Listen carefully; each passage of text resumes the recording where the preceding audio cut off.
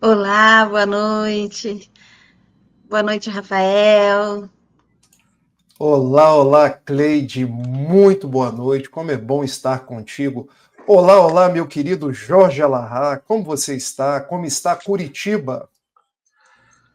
Rapaz, Curitiba está com um clima melhorando. Estava muito frio, né, nos tempos antes, né, porque estava saindo do inverno, agora está um clima mais agradável, mais tranquilo. As noites ficam mais frescas, mas o dia é mais quentinho. Agora, nesse momento aqui, sei lá, deve estar uns 13, 14 graus, não sei. Vou dar uma olhada.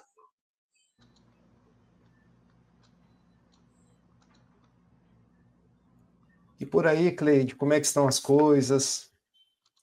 Rafael, aqui tá calor, bastante calor, mas tá tudo bem. A gente é acostumado aqui com o calor, porque o calor aqui é gigante, né? Então nós já acostumamos. Tem dia que chega aqui a 40 graus, 41, Meu 42, Deus! é por aí. Então, quando ela fala que lá tá friozinho assim, eu fico morrendo de inveja, Mas porque eu você sabe gosto que do frio. Rondônia quente, quente, insuportavelmente quente. Nunca dá mais de 37. Mas É, é o aqui não tá isso abafado, sabe? hoje. É, Não aqui hoje venta. não, né? Mas chegamos já a 41, de 42, já chegamos nisso. Não, Meus Rondônia amigos, eu estou de nunca deu 40. mudança. Nunca. E agora que eu estou vendo aqui, que eu estou com meus bonequinhos hoje também. Aqui, Cleide, que bonitinho, ó. Ah, que bonito! Ah, que bonitinho! Eu O dou um doce para Francisquinho.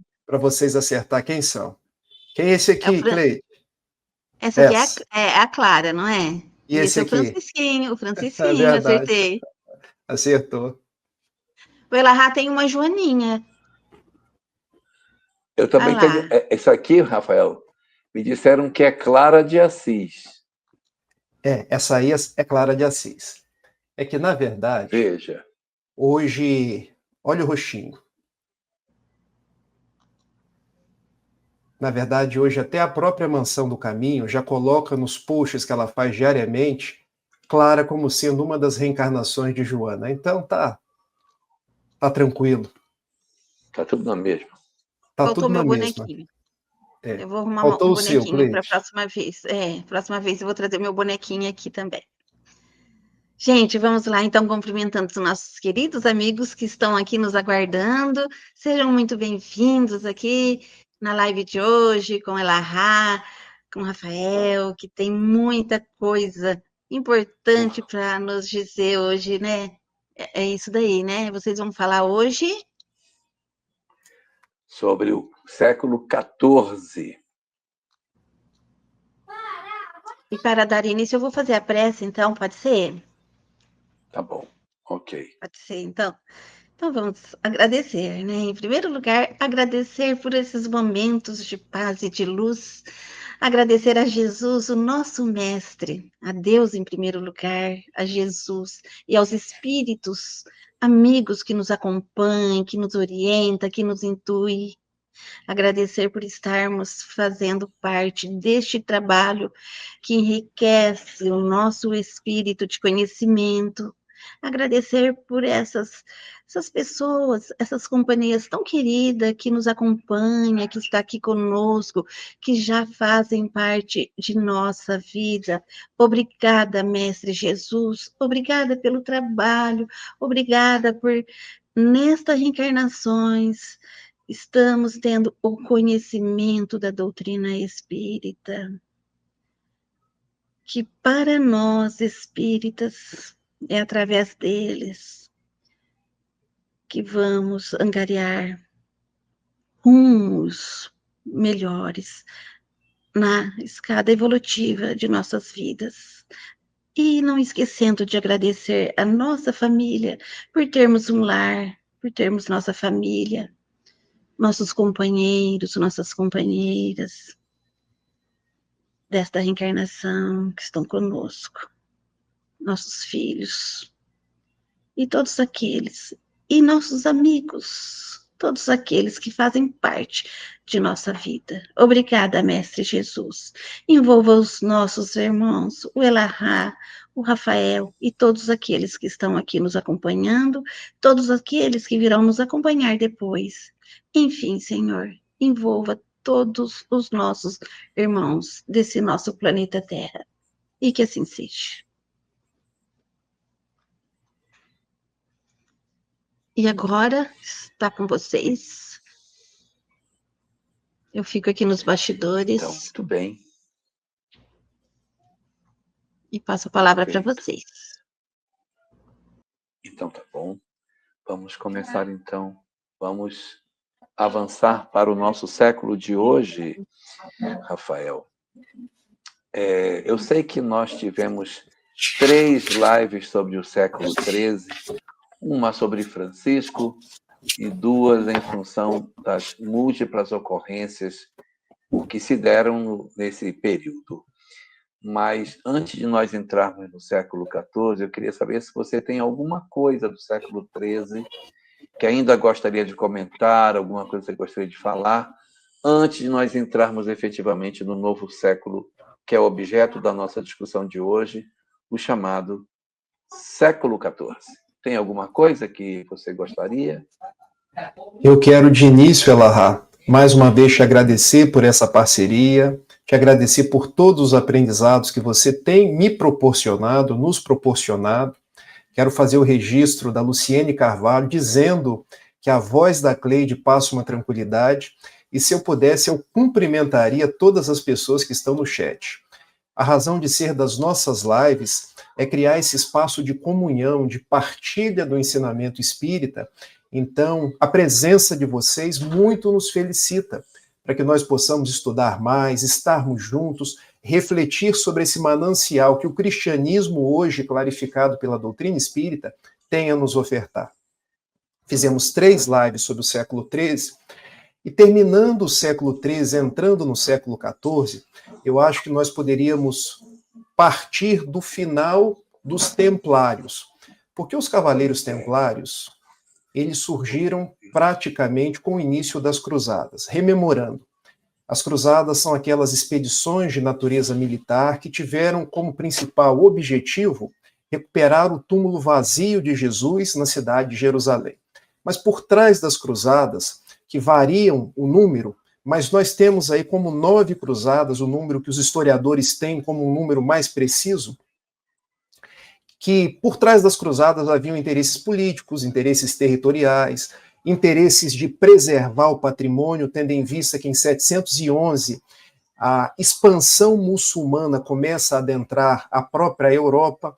Então foram quase 200 anos, ali de 1095, quando o Papa Urbano II, no Concílio de Clermont, numa cidade na França, dá início às cruzadas, até 1291, quando os cavaleiros templários e os últimos cristãos acabam perdendo uma batalha numa cidade no norte de Israel, chamada Acre. Então, 196 anos de cruzadas. E no início das cruzadas, para facilitar o trânsito dos peregrinos que saíam da Europa para a Terra Santa e depois faziam o caminho inverso, surgiram algumas ordens de natureza militar e paramilitar. Nós chegamos a falar nos templários, nos cavaleiros hospitalários e nos cavaleiros da Ordem de São Lázaro, que eram esses cavaleiros que faziam essa possibilidade de passagem da Europa para a Terra Santa e da Terra Santa para a Europa. E com os templários, igualmente, surgem as primeiras transações, se eu posso me expressar assim, de natureza bancária. Por quê? Haviam muitos saques, haviam muitas mortes nesse curso. Então a pessoa entregava um dinheiro, um haver na Europa e sacava lá na Terra Santa. Ou vice-versa. Levava só um documento. Isso. Levava só um documento para não ser roubado, né? Exatamente. Se você sofresse um ataque na sua caravana, eles não levariam nada, porque não estava levando dinheiro. É uma ideia genial, concorda? Como é que eu posso impedir que as pessoas no trajeto não sejam roubadas? Dá para elas um papel. Ela deixa o dinheiro aqui. Exato. Sim. É aquilo que a gente pode chamar de os pródromos de um cheque, de uma nota promissória, de uma letra de câmbio. Então a gente pode voltar lá nos cavaleiros templários. Só que com o tempo, quando você se tornava um cavaleiro templário, você fazia votos de fidelidade a Jesus, fidelidade ao Papa e de pobreza. Os cavaleiros templários começaram a ficar ricos com essa intermediação, porque eles cobravam uma tarifa, uma espécie de taxa. Então eles já não tinham votos de pobreza mais, eles começaram a ganhar uma certa importância em dinheiro. Então eu entregava R$ 1.000 aqui na Europa e recebia 900 lá dentro. Exatamente. Esses 10 era o serviço de garantia que você não seria roubado. Era a taxa de proteção do dinheiro, né? Isso. Na linguagem bancária, isso chama spread. Eu estou falando isso, gente, porque eu trabalho há 25 anos no Banco do Brasil. A diferença entre o que você aplica, dá para o banco rentabilizar, e o que o banco depois empresta, o banco sobrevive desse dinheiro, chama spread bancário. Então, na época dos templários, existia esse spread, essa diferença entre o que era aplicado e o que era sacado. Os templários começaram a ganhar dinheiro com isso, e isso fez com que os reis crescessem o olho. Nós tínhamos, já no final ali do século XIII, início do século XIV, um rei na França chamado Filipe IV, Filipe o Belo. O Belo. O Belo. Era um rei muito autoritário, muito perverso, e ele tinha um grande desejo. Ele queria que a autoridade maior da Europa não fosse o Papa. Então ele duelava com um Papa que chamava Bonifácio VIII. Nós não temos que ficar à mercê do que o Papa quer, até mesmo porque muitas vezes o Papa tinha desejos diferentes de Filipe IV. E para poder rivalizar com o Papa Bonifácio IV, ele precisava de mais cacife político e cacife econômico. Então, qual foi a ideia que ele teve? Os templários têm dinheiro. Eu preciso do dinheiro dos templários. Mas como eu vou fazer para perseguir os templários? Então ele, junto com a corte da França na época, começaram a criar, eu vou dizer assim, fake news da época, do tipo, vamos dizer que os cavaleiros templários estão adorando Satanás. Vamos dizer que os cavaleiros templários que fizeram juras de fidelidade a Jesus agora estão com práticas perversas, práticas de sodomia. Sodomia, gente, é o termo que se usava na época. Práticas sexuais que não estão em conformidade. Eu estou fazendo uma narrativa histórica, tá, meus amigos? Não estou fazendo juízo de valor.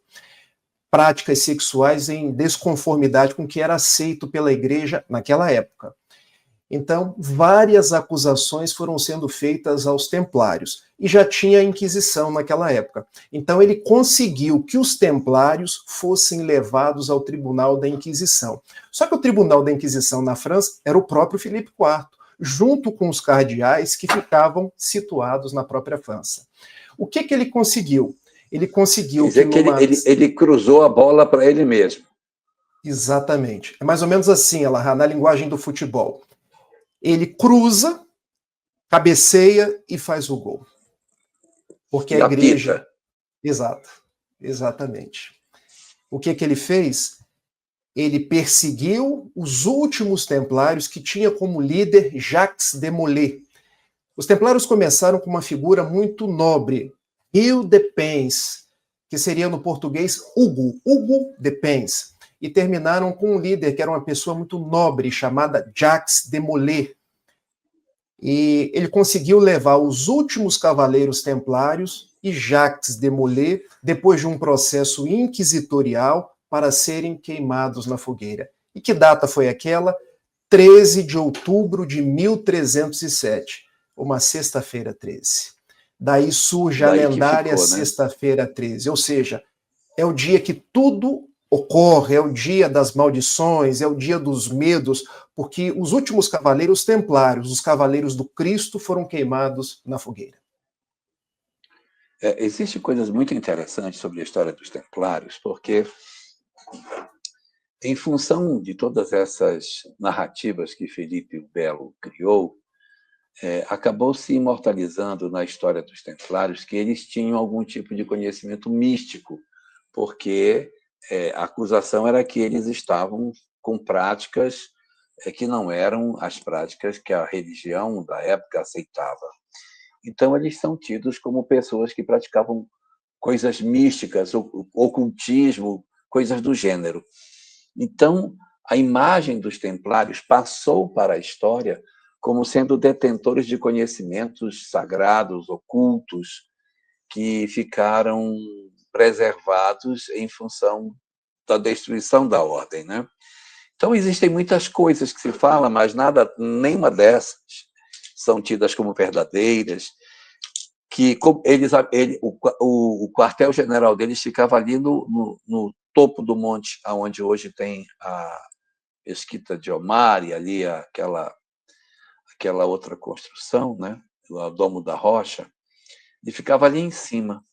E os Cavaleiros Templários, por conta disso, falam que eles teriam encontrado a Arca da Aliança, fala que eles entraram pelos subterrâneos do templo, que encontraram tesouros. Então, existe muita mística com relação aos Templários em si.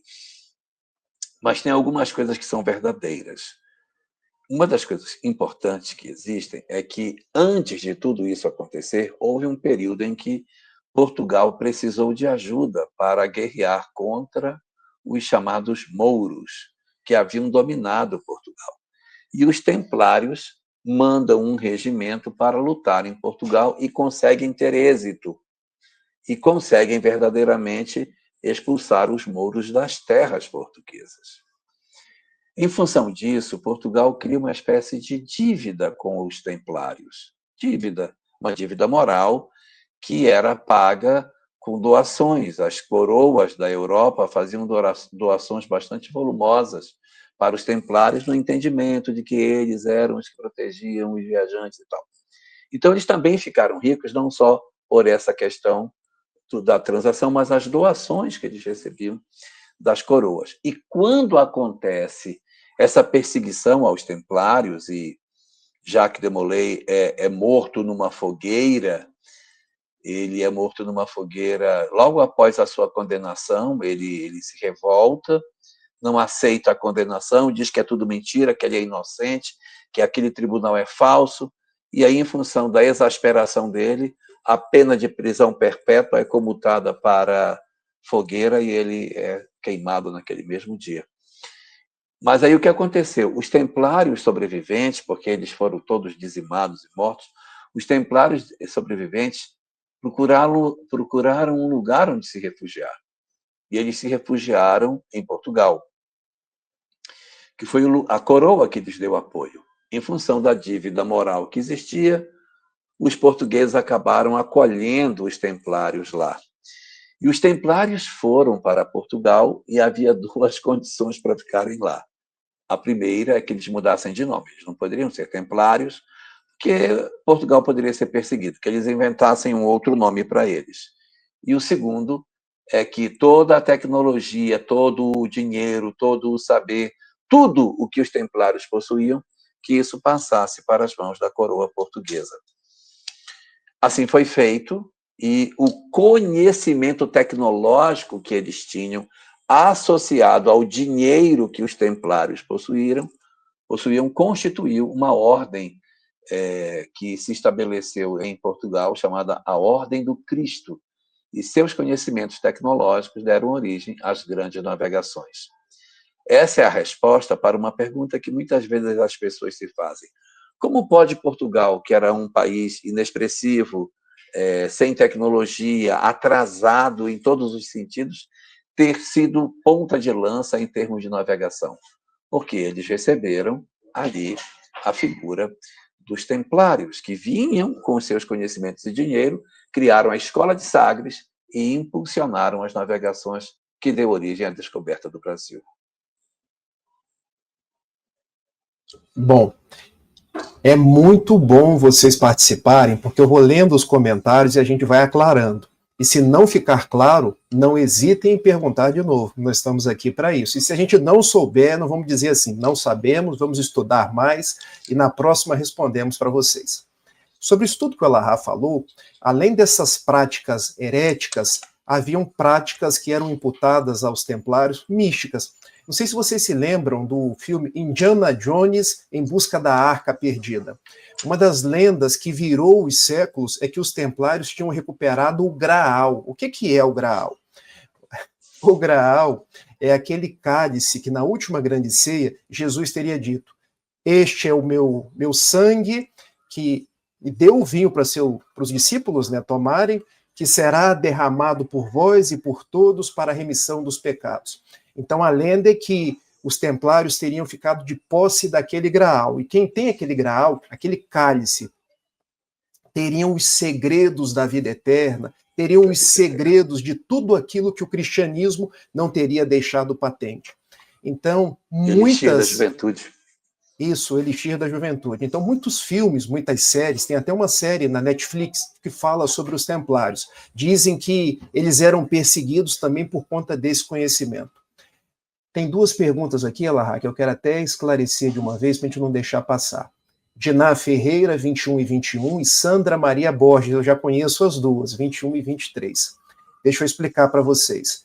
Os templários não tem nada a ver com os reis. Os templários eram ligados ao Papa.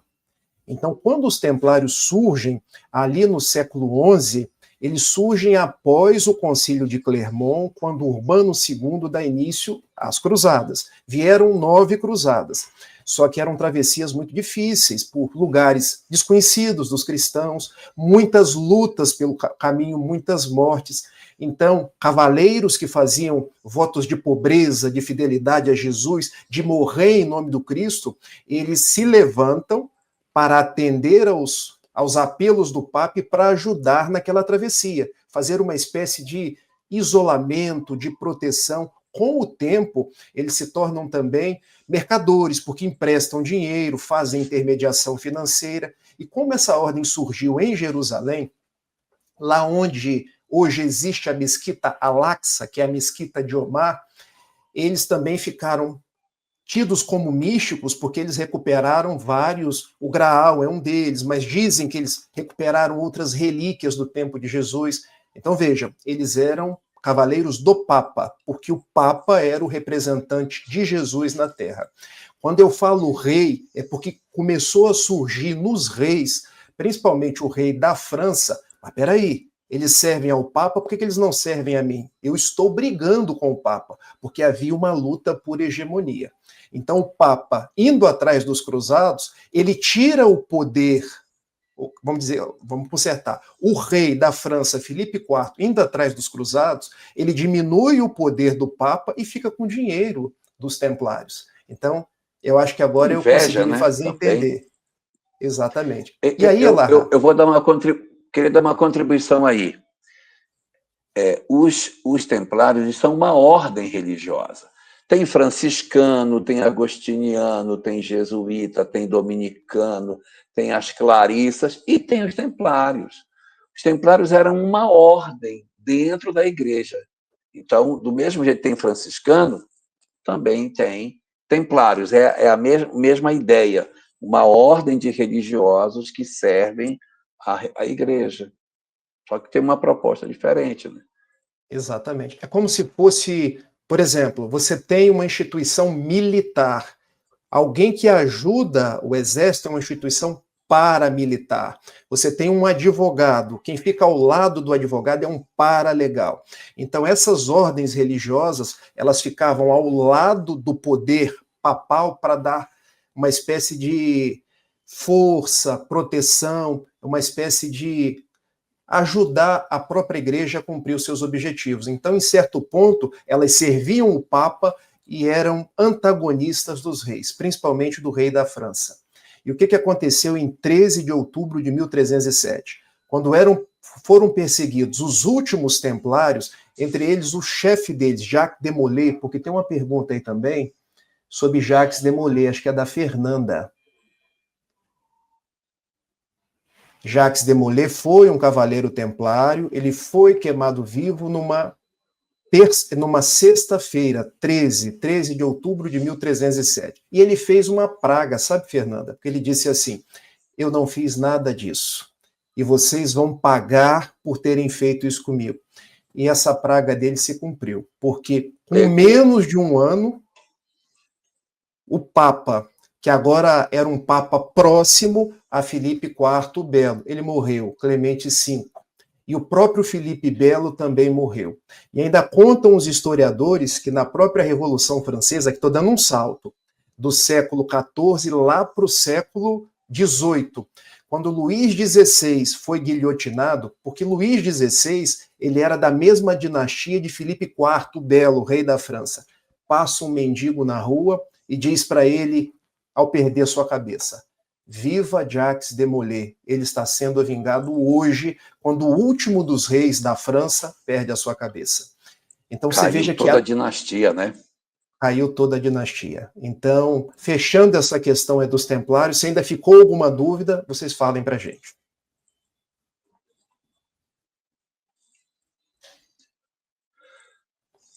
Muito bem.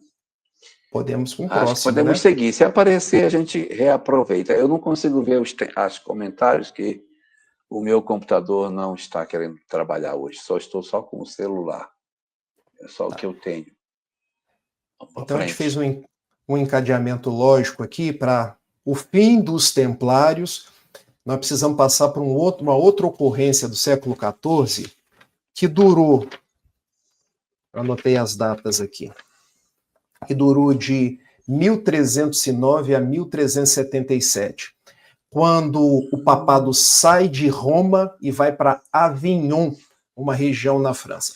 Vocês lembram que eu falei que o rei Filipe IV ele era antagonista de Bonifácio VIII? E ele conseguiu, porque ele consegue nomear Clemente V, e a partir de Clemente V, e algumas gerações de Papa já não estavam em Roma mais, passaram para Avignon. Então, quando vem na nossa cabeça assim, Papa, papado, vem logo a cidade de Roma. Mas durante esses quase 70 anos que eu estou narrando aqui, a sede da igreja ficou em Avignon, na França. E foi um período de muitas crises, muito turbulento, porque havia muita briga, cardeal daqui, cardeal dali, como vão ficar os destinos da igreja, tanto que é chamado de o cativeiro papal ou o cativeiro de Avignon. Quando a gente fala em cativeiro, a gente lembra logo do cativeiro da Babilônia, quando Nabucodonosor, em menos 587, essa data é aproximada, tá, gente? Faz cativos os filhos de Israel, levando todos para a Babilônia. Esse cativeiro dura aí 50 anos, porque em 538, menos 538, Ciro, ele domina a Babilônia e permite que Ciro Grande domina a Babilônia e permite que todos os judeus voltem para o seu território, Esdras e Neemias conduzindo aquele povo, e permite que eles tivessem liberdade de culto. Agora, novamente, um cativeiro, porque a igreja sai de Roma e vai para Avignon, na França. Tem uma coisa interessante aí, Rafael, que é uma sequência de vários papas franceses nesse período, que, de certa maneira, foi tirando, antes desse cativeiro de Avignon, foi tirando um pouco do poder que Roma tinha pela sucessão de papas que até tinham moradia em Avignon, viviam por ali, mas eram papas em Roma. Então, eles, mesmo tendo suas moradias e passarem tempos em Avignon, entendiam que o local realmente onde eles deveriam atuar seria na Basílica de São Pedro. Então, já havia um certo viés, já vinha acontecendo uma certa escorregada dos papas na direção de Avignon. Daí, quando vai acontecer o cisma do Ocidente, você vai ter efetivamente uma singularidade aí, né, na condição da existência do Papa. Como é que vai ficar essa coisa? Pois é. E olha os nomes, que interessante, Alahá, porque a gente fala cativeiro. Cativeiro lembra lá o cativeiro do povo hebreu na Babilônia. E a gente também fala aí no papado de Avignon, porque em verdade tinha todo um interesse dos cardeais franceses e da nobreza francesa em trazer tudo para a França. Ou seja, não era um poder religioso o poder da igreja, era um poder político, um poder territorial, uma igreja que se imiscuía dentro dos costumes da sua época. E você sabe como é que isso tudo terminou, Elahá? Nós tivemos uma católica, uma mística italiana chamada Catarina de Siena, da cidade de Siena. E aqui entra uma grande doutora da igreja. A igreja tem algumas doutoras reconhecidas. O que é uma doutora da igreja, ou um doutor da igreja? Veja, nós não temos na igreja católica cargo para as mulheres, mas algumas pessoas a igreja vai lá e reconhece como de muita contribuição, seja na questão da fé, seja na questão da própria ortodoxia da igreja, alguém que ajudou na construção, vamos colocar assim, dos parâmetros religiosos. Então, duas são notáveis. Uma delas, Teresa d'Ávila, que nós vamos estudar no século XVI. A outra, Catarina de Siena, no século XIV. Fala lá. Então, não quero falar, não. É só para dizer que eram duas. Então, Catarina de Siena, ela é anterior a Teresa d'Ávila. Anterior a Teresa d'Ávila, isso. Anterior a Teresa d'Ávila. O que fez Catarina de Siena? Desde muito nova, ela era aquilo que no Espiritismo nós conhecemos por médium. Na doutrina católica, você não tem médium, você tem aquele que tem os dons do Espírito Santo. E os dons do Espírito Santo sempre existiram na Igreja Católica. E existem também na Igreja Protestante, com nomenclaturas diferentes. E olha que interessante, Elahá.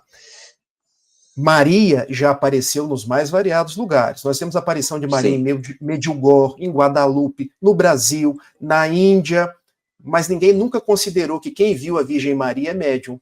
Mas nós, espíritas, sabemos que são médiums. Tem Fátima.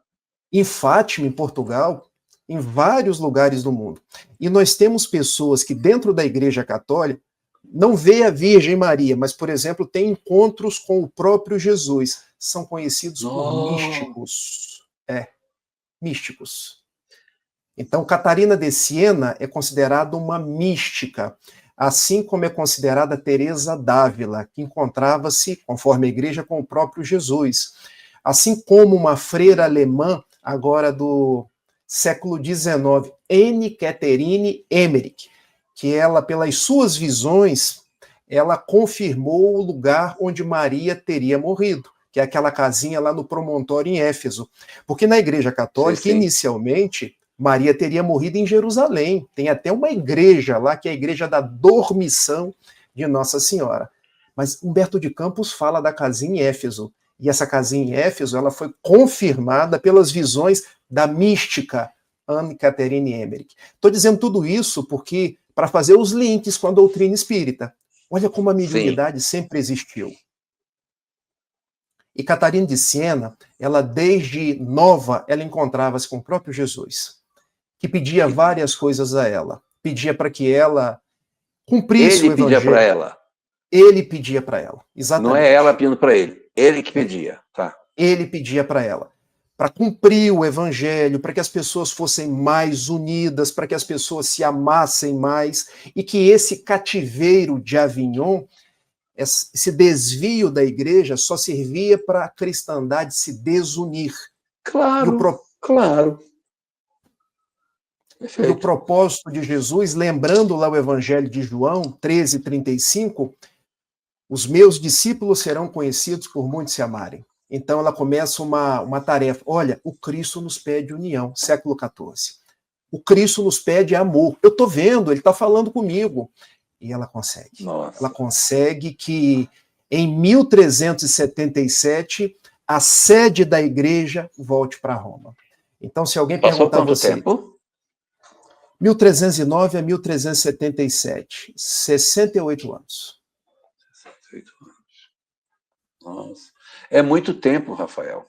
É muito tempo. Só que depois nós temos um outro problema, que também ocorreu no século XIV. Não, mas eu queria falar um pouquinho dela. Pode falar. Vai lá.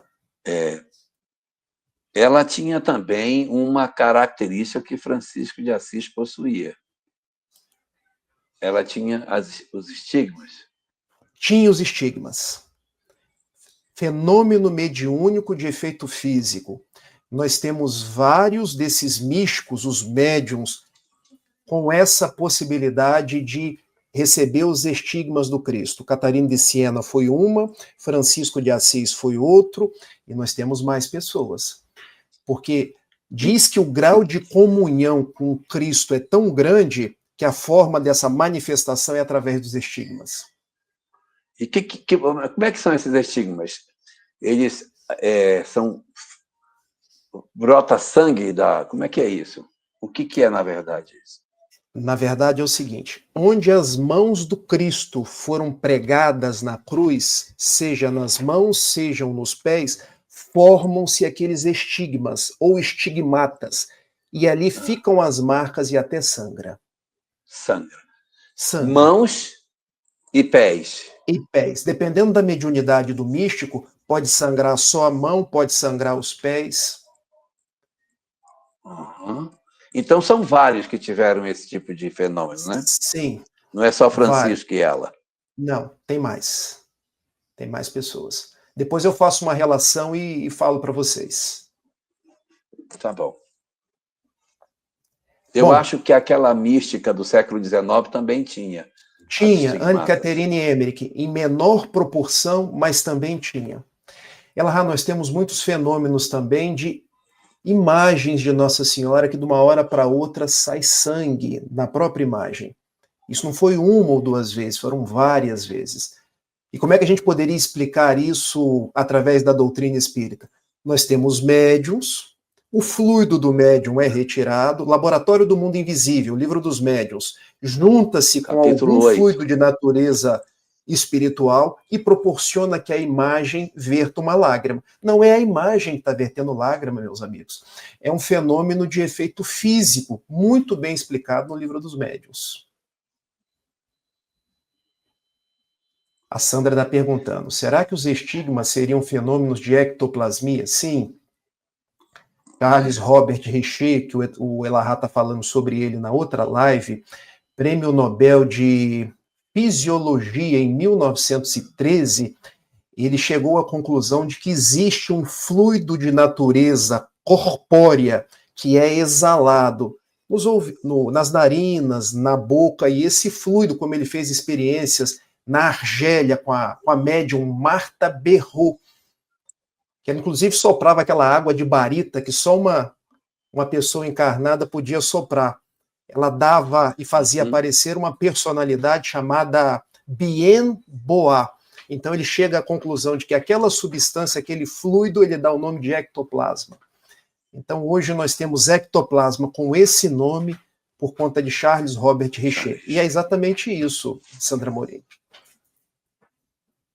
Você sabe que tem um fenômeno que aconteceu no Ceará, que deu toda a notoriedade do padre Cícero. Tinha uma beata que, quando ele dava a hóstia para ela, a hóstia virava sangue dentro da boca dela. Sim. Então, ali também é um fenômeno. E veio uma comissão para investigar, abriu a boca da mulher, aí viu que não tinha nada dentro, agora dê a hóstia. Dava a hóstia, sangrava. Aí é uma questão controversa, aí tem uns caras que falam um monte de coisa, e aí foram dar uma hóstia para ela, não virou sangue, ela disse, não, tem que ser dada pelo meu padrinho Padre Cícero, é ele que dá, que vira. Ele, inclusive, deixou de poder ordenar missa em função dessas suspeições desse fenômeno, mas esse fenômeno existiu na história dele. Exatamente. Vamos lá. A nossa companheira está perguntando, o Padre Pio também? Padre Pio também. O Padre Pio é uma outra personalidade que precisa ser estudada. São fenômenos fantásticos. É porque a gente começar a falar de cada um deles aqui agora, a gente muda o curso da live. Mas depois a gente pode até falar sobre isso. Perguntaram aqui também, Elahá. Bom, eu perdi a pergunta aqui. Mas vamos seguir, então. Porque depois desse papado de Avignon, a igreja teve um outro período bem conturbado. Então ela consegue convencer o Papa, e o Papa volta, pacificam-se essas divergências, E esse fenômeno, então, porque, olha, é muito difícil o que ela fez, porque o que é mais provável de se dar, quando acontece um racha, não junta mais. O que ela fez foi um verdadeiro milagre. Porque, por exemplo, quando acontece o racha de 1054, que a igreja divide, quando é que ela volta a juntar? Nunca Não mais. junta mais. Mas calma que Ela nós temos outro detalhe. Feita que quebra para juntar, meu amigo. E olha o que ela fez, realmente foi um milagre. Vamos lá. A pergunta que foi feita aqui, como que ela provava isso? Como que se provam os efeitos mediúnicos? Nós sabemos que no século XIX, Charles Robert Richer provou com a água de barita. Por exemplo, só alguém que expele gás carbônico, ou seja, encarnado, consegue movimentar aquela substância. Nós sabemos dos experimentos de William Crookes, onde ele chegou a pesar o perispírito. Ele ia, conversava com as pessoas, buscava registros. Agora, naquela época, como é que você confirmava um registro? Você confirmava pela autenticidade das informações, porque ela não registrava apenas Jesus Cristo, ela registrava outras pessoas, registrava, por exemplo, acontecimentos já passados, acontecimentos futuros. Então ela se tornou uma espécie de mística. E como a igreja ia catalogando esses casos e levando a uma certa comprovação, foram tidos como autênticos aqueles fenômenos. E Então foi depois, mais quando você tem uma estigmata, não tem como você questionar. Tá aqui, Exatamente. Ó. Depois da estigmata, aí o negócio fica. As pessoas veem, porque hoje você poderia dizer assim, ela foi lá, machucou a mão, mas surgia do nada, gente, para todo mundo ver.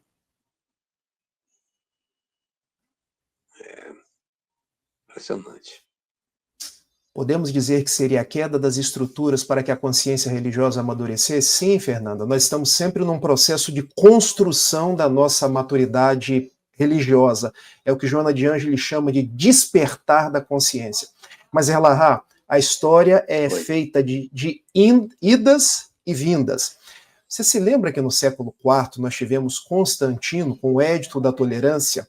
Logo depois de Constantino vem Juliano o Apóstata, que era parente dos Constantino, dizendo assim, recua, nada disso, nós precisamos voltar à cultura dos nossos deuses, o Olimpo, falar de Júpiter, falar de Minerva. Catarina, ela desencarna 1378, e depois ocorre o cisma do Ocidente. Vejam, são dois eventos. Às vezes os historiadores colocam como um evento único, o Papado de Avignon e o grande cisma do Ocidente. Mas o Papado de Avignon foi de 1309 a 1377. O cisma do Ocidente, ele foi de 1378 a 1417. O que foi o cisma do Ocidente? Depois que volta para Roma, os religiosos, mas peraí, voltar para quê? Nós já temos estruturas diferentes. Já tem cardeais que seguem a igreja francesa, já tem cardeais que seguem a igreja romana. Não tem como ficar junto mais. Não tem como mais. Exatamente. E por que cisma do Ocidente? Vocês vão se lembrar que nós tivemos o cisma do Oriente em 1054, quando a igreja se divide em igreja católica, apostólica, romana e igreja católica ortodoxa. Ou seja, agora esse que nós temos do Ocidente dividiu a igreja entre Roma e França, ou Roma e a cidade de Avignon, que ficavam com outras igrejas ali gorjeando ao redor dela. E esse cisma do Ocidente, ele teve uma particularidade. Surgiram alguns concílios tentando unificar mais uma vez. Só que não tinha Catarina de Siena. Não tinha os estigmas. E o que aconteceu? Tentou-se Elahá, num concílio que aconteceu na cidade de Pisa. Olha, nós vamos fazer o seguinte, nós vamos eleger numa cidade neutra um papa que não vai ser nem de Avignon, nem de Roma. Nós vamos ter um papa de Pisa que vai unificar. Resultado, ficaram 3 papas. Então, nesse período de 1378 a 1417, nós tivemos o papa de Avignon, o papa francês, o papa de Roma, o papa italiano, e outro papa italiano, que é o papa de Pisa. Olha a confusão que foi esse período. Era muito papa para para a quantidade de fiéis que se existia à época. E eu vou te falar, ter unificado de novo é um milagre. É um milagre. Porque você vê a reforma protestante, depois que ela acontece, não junta mais. Tudo que divide tem muita dificuldade de juntar. Surpreendente ter conseguido voltar a uma unidade em tudo isso. Muito bom. Você sabe como é que unificou de novo depois? Num concílio já no século XV, mas a gente precisa dizer que 1417 já é no século XV, o Concílio de Constança. E eu sei que você visitou essa cidade, exatamente. Eu visitei. O Concílio de Constança... Eu entrei na sala onde esse concílio aconteceu. O Concílio de Constança, ele começa em 1414. E uma das propostas dele foi: no diálogo não vai mais, agora é na força, é na autoridade. Nós vamos perseguir todos que estão causando as conturbações, as heresias, as ideias diferentes, e vamos voltar para Roma. Então não vai ter papa em Avignon nem papa em Pisa, o papado vai ser aqui em Roma. E quem pensar diferente, a gente persegue, a gente mata. Vai ter que sacrificar. Vai ter que sacrificar. E aí, nós vamos precisar entrar num outro tópico. Gente, ó, se tiver alguma dúvida, vocês falem, tá? Não vai pisar no século XV. Tá. Certo? Nós precisamos falar de uma personalidade do... Se você quiser que a gente fale nele depois, a gente deixa depois.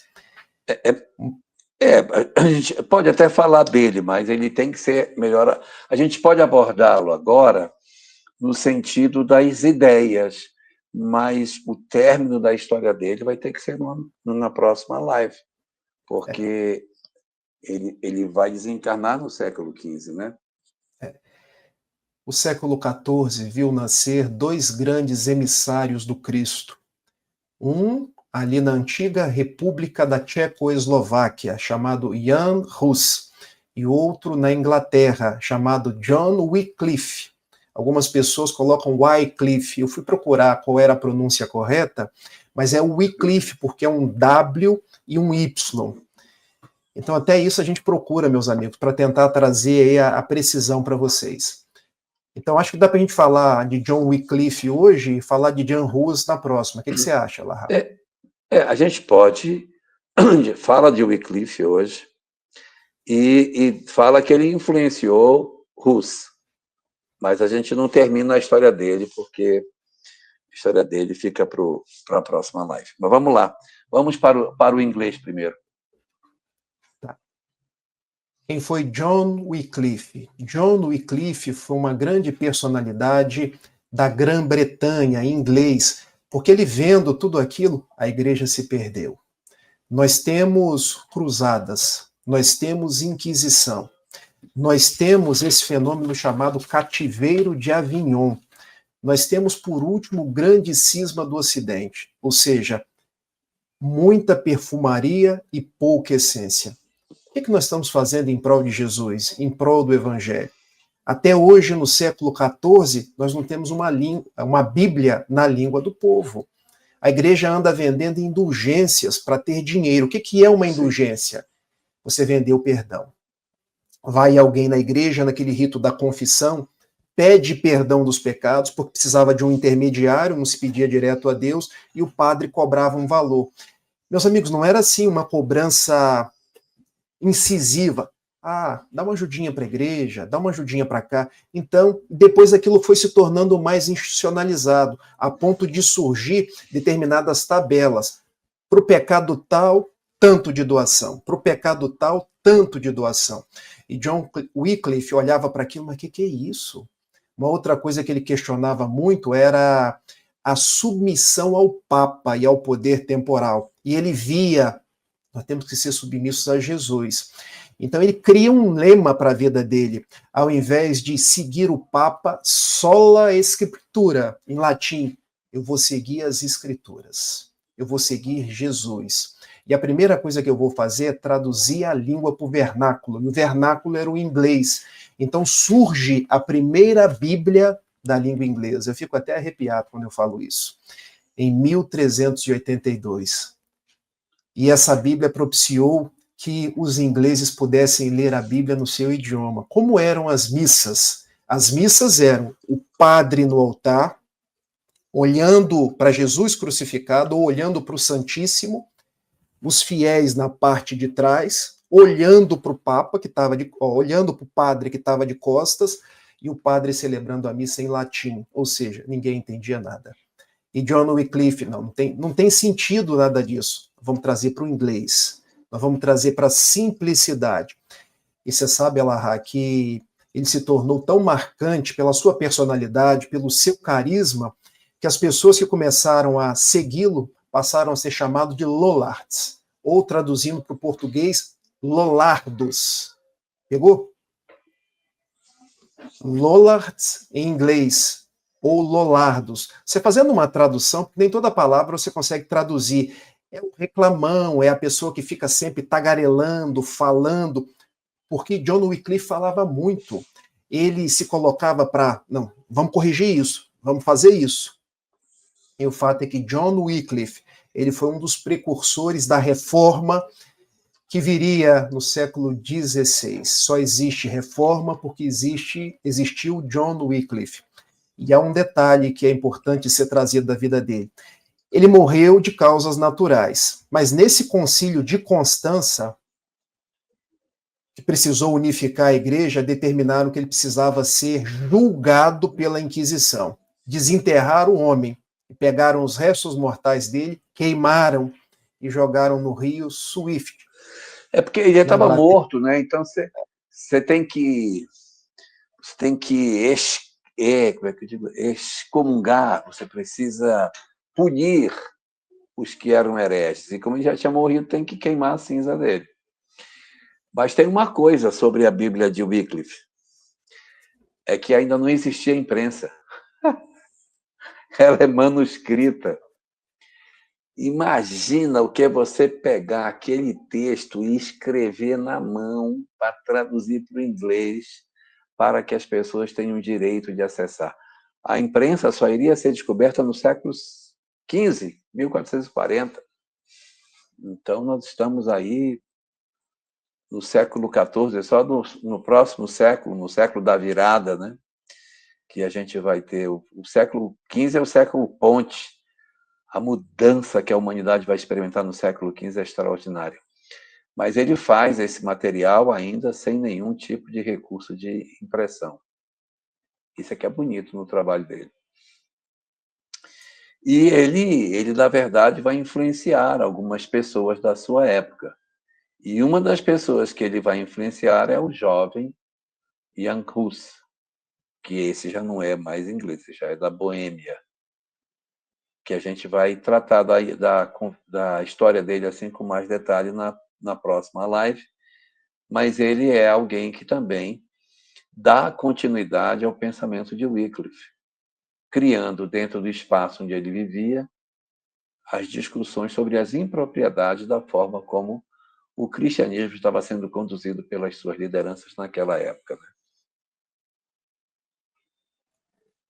Excelente. Ele, além de influenciar Jan Hus, que nós sabemos que é uma das vidas passadas de Allan Kardec, revelação que foi feita por Leon Denis em 2004, no Congresso Espírita Mundial ocorrido em Paris, meus amigos, vale a pena vocês pegarem o vídeo dessa psicografia de Divaldo Pereira Franco, quando ele faz uma psicografia especular. O que é isso?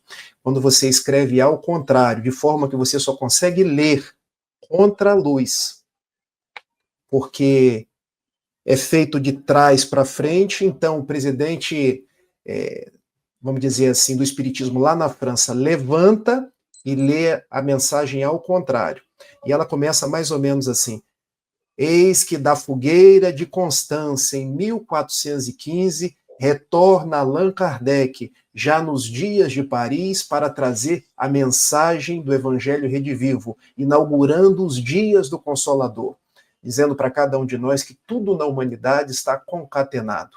Ou seja, todo esse passado difícil, chegando agora no século XIV, com John Wycliffe, que vai influenciar Jerônimo de Praga, que vai influenciar Jan Hus, e que depois vai vir um renascimento, vai vir um iluminismo, vai chegar no espiritismo. Vai influenciar Lutero. Vai influenciar Lutero, exatamente. Então, na hora que vocês tiverem um tempo, vai lá, Congresso Espírita de 2004, vejam essa comunicação de Leon Denis, quando ele diz que Jan Hus é uma das vidas passadas de Allan Kardec. E detalhe, ela é mensagem especular e, ao mesmo tempo, em francês, né? O médium recebeu ela em francês e especular. E como eu sou ignorante, quando falavam para mim que a mensagem era especular, ou seja, que tem que ser lida no espelho, eu ficava imaginando que a pessoa tinha que pegar a mensagem e botar na frente de um espelho para poder ler. Quando eu vi que a mensagem era especular, eu digo, meu Deus, vamos ter que achar um espelho para poder ler a mensagem. Aí o presidente faz exatamente isso que você falou. Ele pega a mensagem que está escrita desse lado, vira ao contrário e olha e bota na luz. Aí ele lê a mensagem de trás, do sentido contrário, em francês, que Divaldo Franco teria recebido naquela oportunidade. E naquele mesmo congresso, Raul Teixeira, no auge da sua oratória espírita, também psicografa uma mensagem de Gabriel Delany, um outro ícone do espiritismo nascente. Então, foi muito rico aquele congresso. Vamos deixar Jerônimo de Praga e Jan Hus para o século XV. Deixamos só os fios, as suas indicações, porque a gente vai retomá-los daqui a 15 dias, se Deus permitir. Né? Se não puder, pelo menos o Rafael, que está mais jovem, vem. É mais fácil o Jorge voltar e eu já ter partido. Porque eu nunca vi tanta energia igual o Jorge tem, gente. Vamos seguir, então? Elahá, o século XIV, dentro da história, ele é conhecido como o século da peste negra, ou da peste bubônica. E o que a história nos relembra sobre isso? Morreu muita gente. Cerca de 1/3 da população europeia foi dizimada. É quase que uma reconstrução da própria sociedade. O Elahá vai falar no século XV, do século Ponte. Mas se nós pararmos para pensar, o século Ponte começa um pouquinho antes, porque a própria peste negra vai mudando muito da estrutura psíquica da Europa. O que é a peste negra? Uma doença transmitida pelo rato, por isso também chamada de peste bubônica. As condições de higiene naquela época eram muito ruins, muito precárias, não se tinha remédio, não se tinha a higiene que nós temos. Não se tinha, por exemplo, rede de esgoto. Então imagine como eram preparadas as comidas, as roupas. Você sabe que eu fui pesquisar? Há quem diga que se tomava 3 banhos por ano. Então, imagine como era a vida das pessoas. Mas, Rafael, tem uma coisa que a gente tem que considerar também. Naquela época, as pessoas não tinham a menor noção de onde vinham as doenças. Elas não tinham a ideia de que uma coisa estragada poderia gerar doença. Então, as coisas estragadas ficavam juntas com as coisas sãs. Os ratos passeavam por cima das comidas e as pessoas, tira esse animal daí. Mas não havia aquela consciência do tipo que aquele animal poderia deixar algum tipo de coisa invisível ao meu olho e que poderia causar uma doença. Não se tinha essa compreensão. Naquela época, as pestes elas eram entendidas como sendo resultado de falta de oração. Então, quando havia uma peste, orava-se mais, tinha que orar mais, as pessoas tinham que fazer mais penitência, porque era isso que salvava aquelas comunidades. Só que nem sempre dava certo, né? Porque o pessoal se reunia para orar, quanto mais se reunia, mais transmitia. Então, havia uma mortandade muito grande de pessoas. E o clero era muito pressionado quando acontecia essas coisas, porque entendia-se que os sacerdotes não estavam cumprindo seu papel de proteger o povo do demônio, né, que provocava as pestes. Exatamente. E transmitia-se pelo rato, né? Porque o rato ou comia comida, ou o carrapato do rato, ou às vezes a própria urina do pulga, rato. Né? é uma pulga, e dava umas bolhas nas pessoas, e num determinado momento achava que se fizesse uma sangria naquela bolha, aquela bolha melhoraria, mas era exatamente o contrário, porque aquilo era altamente infeccioso. Se você furasse aquilo, aquilo passava com mais rapidez. Então, Ai, foi um período muito difícil. Os gânglios das pessoas ficavam enormes, imensos assim, umas bolas grandes que surgiam. Quando a gente se machuca, não faz íngua, né? As ínguas, a peste negra provocava uma série de ínguas, mas muito grandes, enormes, e eles sarjavam. Quando sarjava aquilo, aí é que o trem espalhava mesmo, sabe? Uma dor muito grande por conta daqueles gânglios enormes que as pessoas tinham, e não tinha para onde correr. Desencarnava mesmo. A quantidade de pessoas que nesse período desencarnou foi muito grande, né? Exatamente. Bom, nós temos aí mais um assunto. Ela vai durar de 1347 a 1452, 53, por aí. É o período em que ela vai acontecer. Ela tem 5 a 6 anos de existência, né? É uma coisa terrível. E aí, eu aproveito para fazer um destaque aqui, porque às vezes as pessoas falam que a morte, a humanidade vai passar por uma pandemia, por uma desgraça. Cara, a gente passou pela peste negra e não era a transição planetária. Ou seja, a doença não é o que determina a transição. Segundo Allan Kardec, o que determina a transição é a convulsão ideológica. Não são guerras, furacões, tufões, maremotos. Não são as entranhas do planeta, como diz Dr. Barry, no item 9 do capítulo 18 da Gênese. E nós precisamos fazer uma lembrança. Grande parte das pessoas à época culpavam os judeus sobre aquele estado de coisas que estava ocorrendo. Então, veja, os judeus foram cativos no Egito, foram cativos de Nabucodonosor, foram perseguidos na época da peste bubônica ou da peste negra, tiveram aí as suas perseguições no período de guerras. Então, como a nossa sociedade tem essas questões de ideologia durante tanto tempo, né? Mas a gente precisa entender, como o Elahá fala, que como há a reencarnação, não são os mesmos espíritos, são espíritos que vão nascendo e renascendo, e nós vamos experimentando as mais diversas faces de personalidades, tudo aí com o propósito de aprender e nos tornar pessoas melhores. Temos mais um assunto, Elahá. Vamos lá. Hoje nós falamos sobre como nasceu a Sexta-feira 13, da morte dos Templários, junto lá com Jacques de Molay. E agora nós vamos falar sobre a expressão agora Inês é morta. Quer contar essa, Elahá? Não, pode contar, eu complemento por aqui. Essa parte da história que Inês é morta, ela não está diretamente relacionada com a história do cristianismo. Mas como é um fato assim bastante importante dentro deste cenário, não é? A gente pode trabalhar esse assunto, né? Ainda tem mais um outro assunto que talvez a gente pudesse abordar, que é a Guerra dos 100 Anos, né? Que ela vai acontecer aí, começa pelo menos no século XIV. Mas vamos lá, vamos para a história da Inês de Castro. Sim, vamos lá, Inês de Castro.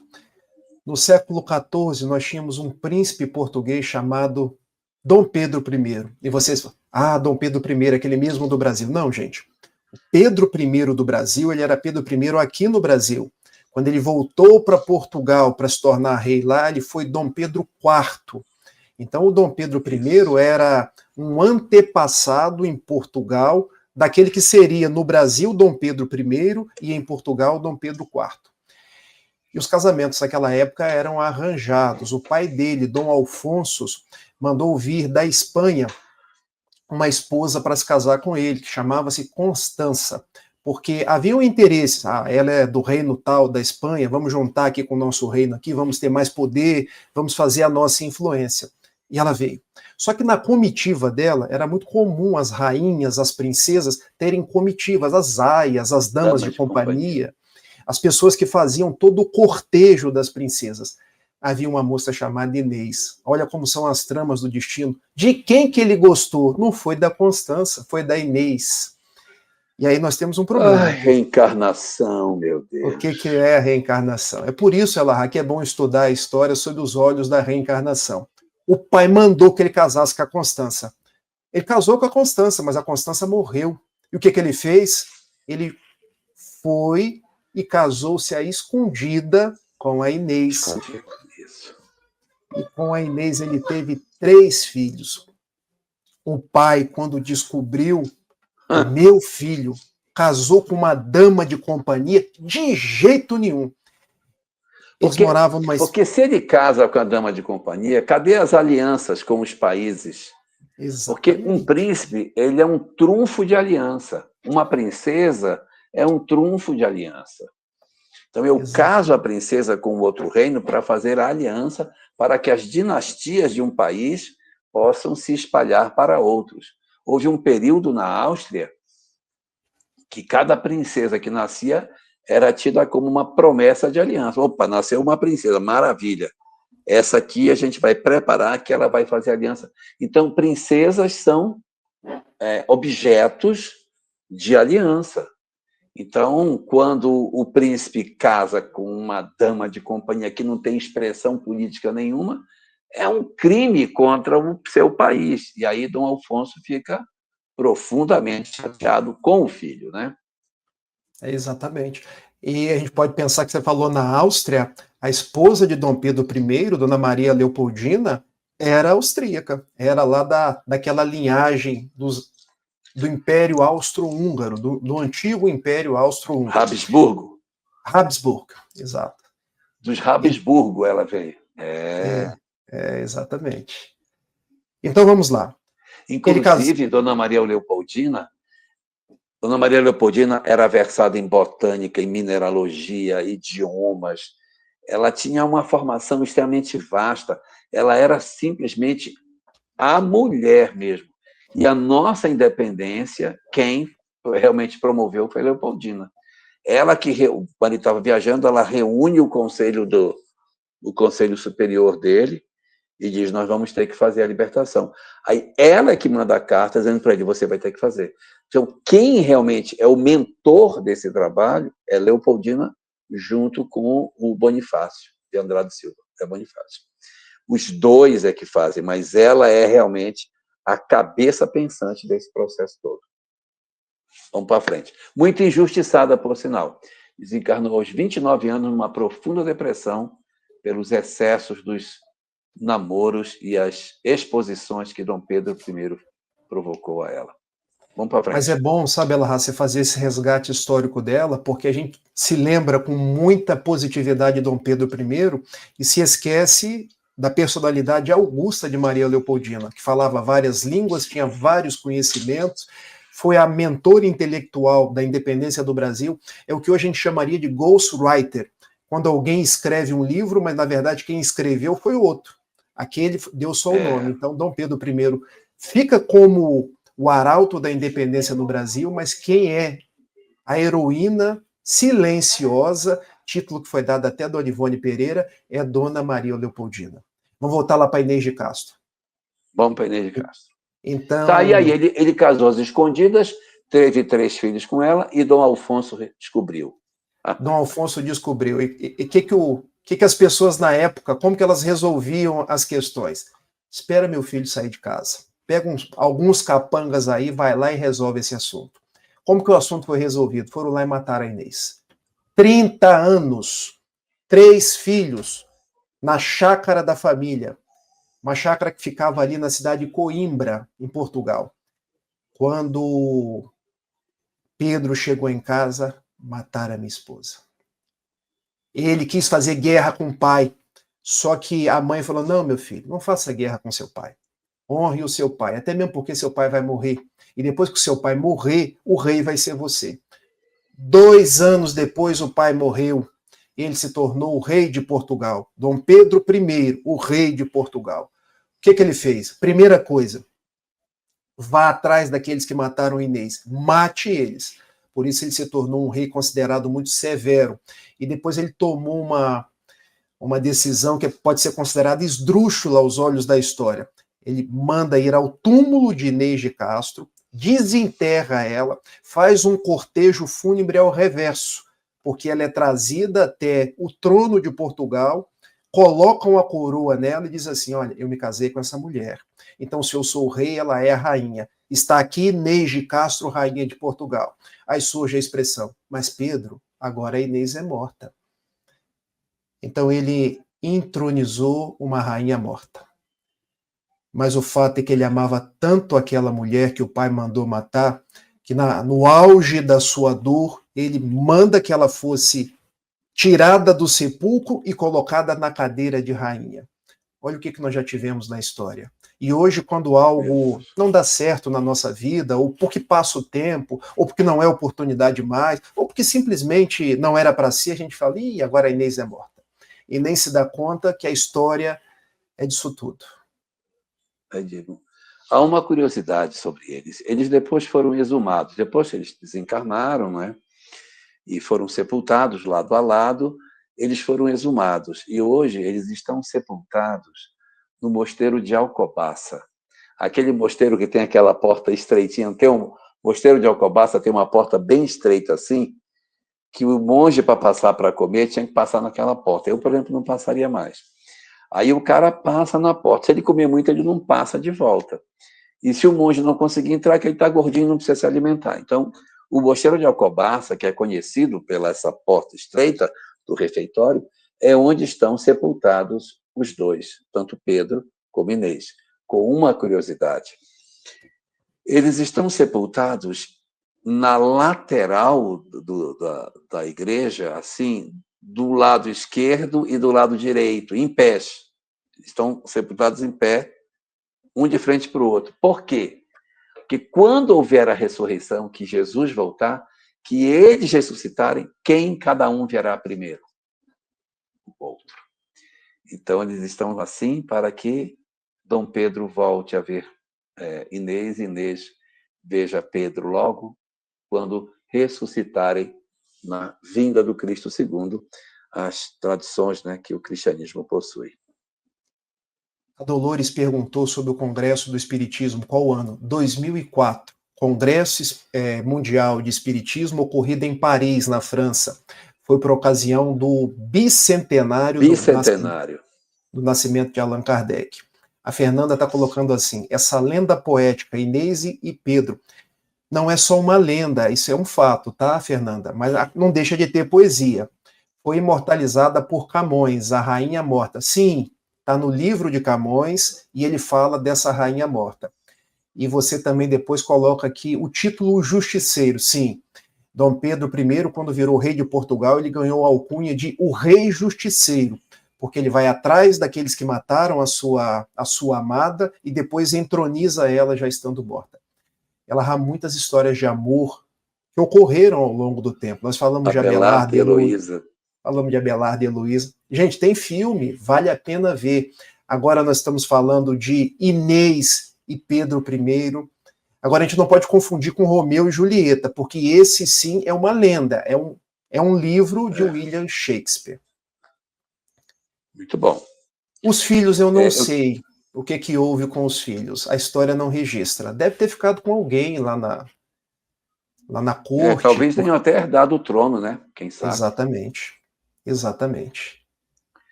Eu queria destacar aqui um ponto, eu sei que o nosso horário está meio apertado, mas é sobre uma guerra que aconteceu, que começa no século XIV e ela vai terminar no século XV.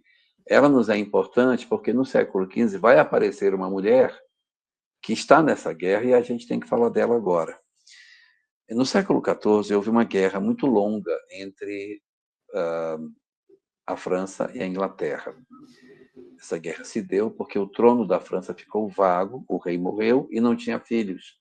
Então, o rei da Inglaterra entendeu, por essas heranças, que fulano é casado com não sei quem, que é primo de não sei quem, que ele seria o herdeiro natural do trono. E aí ele quer anexar a França ao território inglês. E aí começa a batalha, né? Começa a guerra. Havia outras razões também. Nesse período, parte daquele território que hoje nós chamamos de França era um território ocupado pela Inglaterra. A Inglaterra tinha territórios na França de uma maneira muito assintosa. A costa oeste da França ela era inglesa. E aí, nesse período, também a França estava desejosa não só de manter a sua soberania, como, ao mesmo tempo, reconquistar esses territórios que a Inglaterra havia dominado no continente, ou seja, no território hoje francês, os ingleses é que mandavam.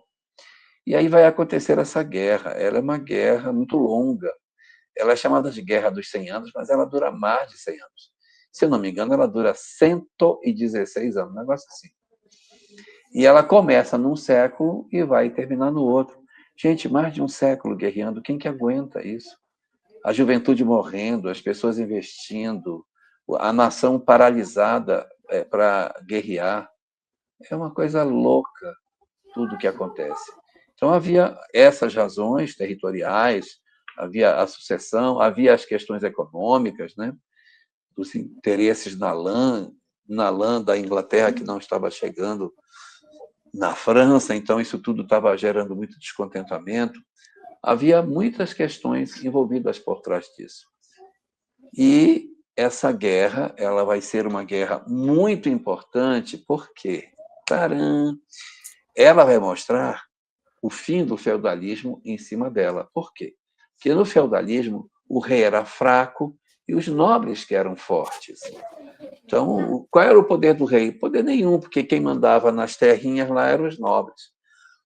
Com o advento da Guerra dos 100 Anos, que o pessoal teve que se articular para defender o território francês, a conclusão dos nobres não dá para a gente querer defender a França desse jeito, tudo fragmentado, um monte de nobre, cada um num canto, mandando seu exércitozinho meia boca.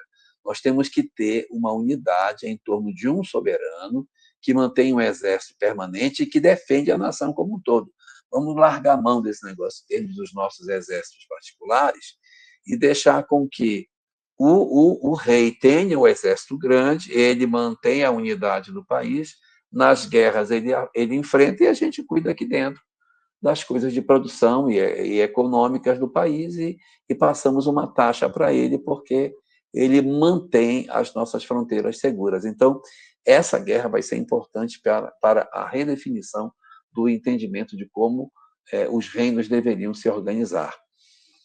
E ela vai atravessar o século, e no século que vem nós vamos ter uma jovem que vai participar dessa guerra, que vai ser muito importante na live de daqui a 15 dias, que a gente não pode perder.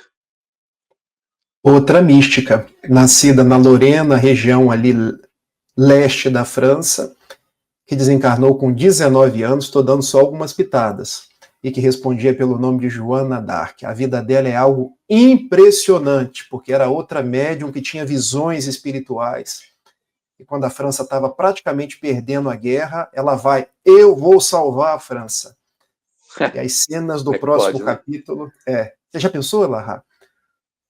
Uma menina, da idade da Nina, vai para o rei Carlos VII, na verdade, na idade da Nina, ela foi queimada, mas ela vai para a guerra, se não me engano, com 15 anos. Exatamente.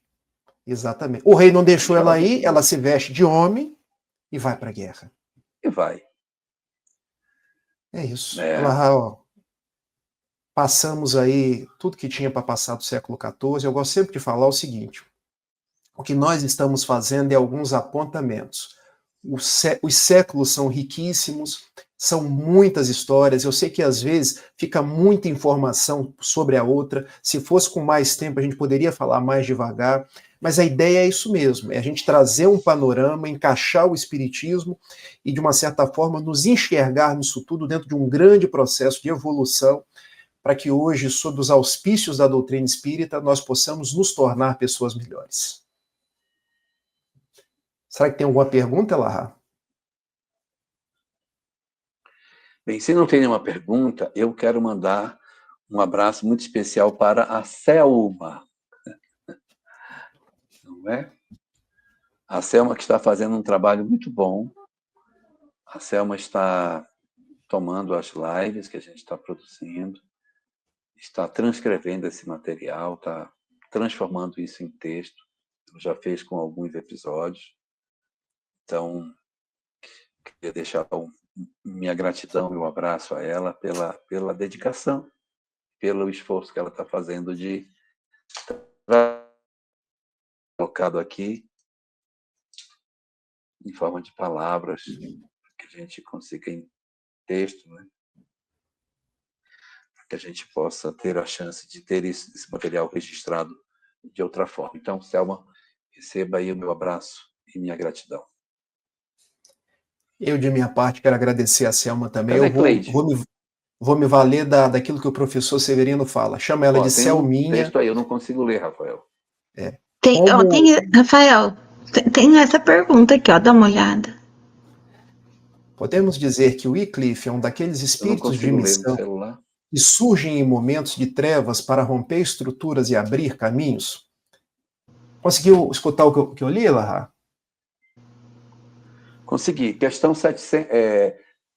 Que ano foi a Revolução Francesa? 1789. 14 de julho, 1789. Tira mil. Tira mil, quanto dá? 1089.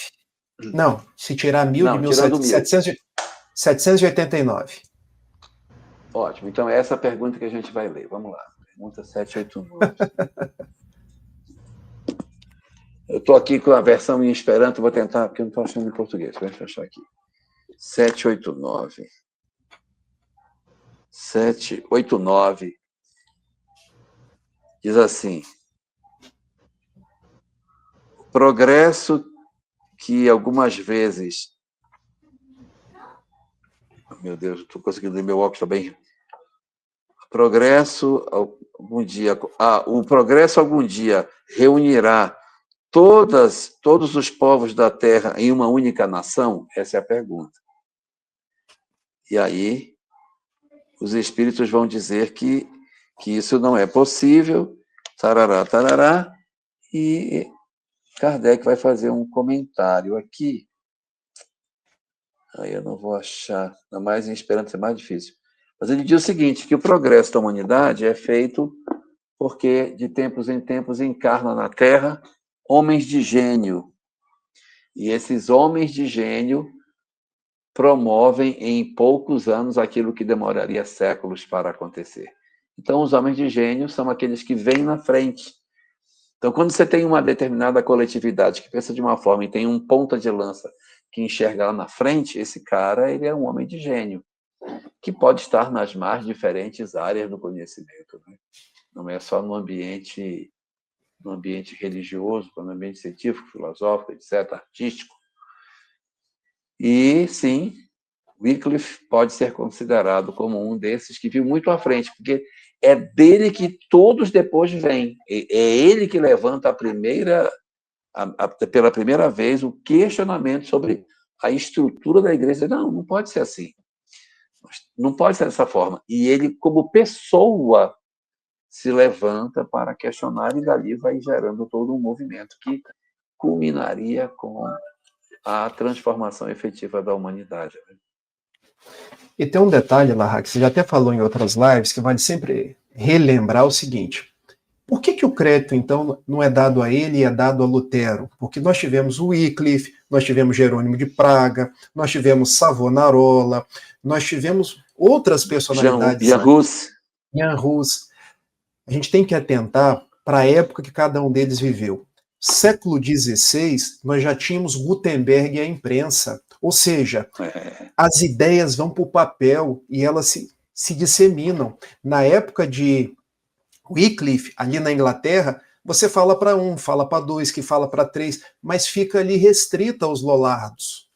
Já na época de Lutero, você faz a Bíblia em alemão, você escreve as suas ideias, as 95 teses, e aquilo vai se disseminando. Imaginem hoje, se eu quero disseminar uma ideia pelas redes sociais.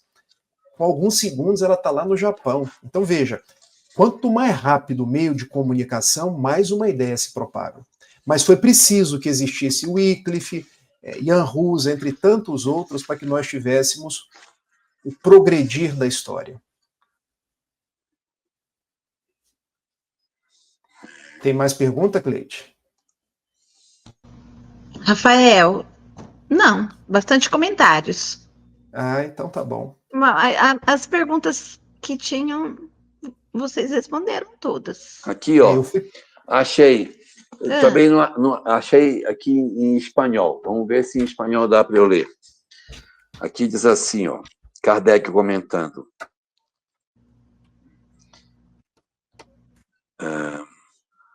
A humanidade progride por meio dos indivíduos que melhoram pouco a pouco e se instruem. Melhoram pouco a pouco e se instruem. Então, quando estão em maioria, tornam-se a dianteira e levam consigo os demais. Está falando do progresso dos indivíduos. Aí tem um ponto em seguida. Aí vem o que não interessa agora. De tempos em tempos surgem com eles homens de gênio que lhes dão impulso. Depois surgem outros que possuem autoridade. Todos eles são instrumentos de Deus que, em alguns anos, fazem adiantar a humanidade muitos séculos. É o que está dito aqui, nesse texto em espanhol. Mas é isso, é a questão 789. Wycliffe é um dos homens de gênio que vem trazendo essa luz que abre uma perspectiva nova para a humanidade. Excelente.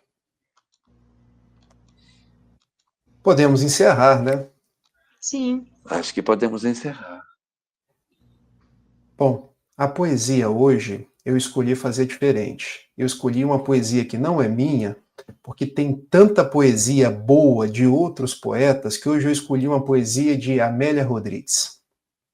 Para a gente se lembrar das poesias do Brasil, das poesias da Bahia, e essa particularmente de Valdo Pereira Franco, quando terminava as suas palestras, ele declamava, não é a poesia da gratidão, tá, meus amigos? Mas é uma outra que ele fez muitas vezes, ficou mais antiguinha, e eu quero terminar na forma de uma prece para vocês. Pode ser, Cleide? Pode ser, Lara? Pode.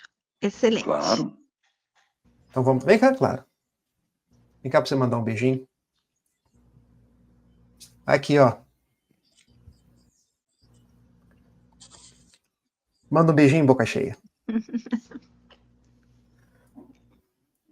Linda. Papai vai fazer uma oração agora. Enquanto lá fora o desespero caminha e a amargura dizima, eu quero te dizer, Senhor, que te ofereço o banquete do amor. Eu gostaria de ser a chuva generosa que caísse por sobre a terra porosa e reverdecesse o chão. Mas como eu não conseguirei, eu então te pedirei para ser um copo de água fria, matando a sede e a agonia de quem anda na desesperação. Eu gostaria, Senhor, de ser uma via láctea de estrelas, para que as noites da terra fossem mais belas. Mas se eu não conseguir, eu te venho pedir para ser um pirilampo na noite escura, iluminando a amargura de quem anda na escuridão. Eu gostaria, Senhor, de ser um jardim de flores, de todas as cores, para embelezar a terra. Mas na dor que minha alma encerra, se eu não puder ser um jardim, deixa-me ser uma rosa solitária, na fresta da montanha, colocando beleza no painel por sobre a natureza. Eu gostaria de ser um trigal maduro para repletar de alimento a mesa da humanidade. Mas é demasiado para mim. Então, eu lhe peço para ser um único grão que caindo no chão me multiplique num milhão e me converta em pão para a humanidade. Eu gostaria de ser artista esteta, cantor, trovador, musicista ou orador, para falar da magia e da beleza da sua glória. Mas como nada sou, falta-me o verbo, falta-me mestria, então eu lhe peço, deixa-me ser o companheiro da criatura deserdada, que segue caminhando pela estrada da alucinação, e dando-lhe a mão de sustento eu lhe possa dizer, sou teu irmão, irei contigo, graças te dou, Senhor, porque nasci, graças te dou porque creio em ti, por teu amor, muito obrigado, Senhor. abençoe a Cleide, abençoe o Elahá, abençoe a todos nós que permanecemos estudando o teu evangelho e procurando pelas lides espíritas nos tornarmos pessoas melhores. Envolve-nos em tua paz e em teu amor. Que assim seja. Que assim seja. Cleide. Próxima Que dia live. retornamos? Nós vamos retornar não nessa semana que vem, na outra. Não nessa quarta, na outra quarta. Uhum. É isso, vamos ver aqui. Novembro, dezembro, peraí, é o segundo, né? É a segunda quarta de Isso. dezembro, vai ser dia 11. Dia 10. 10 de dezembro, quarta-feira. Verdade. Ah, não, tô errado. 10. Não, tá Não, certo. tô certo. Segunda, tá certo, eu tô errada, eu olhei na quinta, A próxima live é dia 10. E a outra, dia 24. Dia 10 e dia 24 de dezembro. Agora a família está completa, olha só. Ah, que bonitinho. Que fofo. O que você quer falar com a Cleide e com ela, meu filho? Diz para mim aqui. Você quer mandar beijo? Então manda beijo. Ah, que fofura. Agora manda o seu beijo, filho. Pronto. Beijo. Beijo, Clara, Clarinha. Linda. Gente, vamos Muito despedir bom. então. Rafa, Obrigada. muito obrigado por Obrigada, tudo. Rafa. Mais uma vez, parabéns pelo seu trabalho. Que Deus te abençoe, meu filho. Que Deus te proteja. Nós e todos. A gente se encontra daqui a 14 dias, se Deus assim nos permitir. Bezarat Hashem. Baruch Hashem. Obrigada, Baruch obrigada, Hashem. obrigada.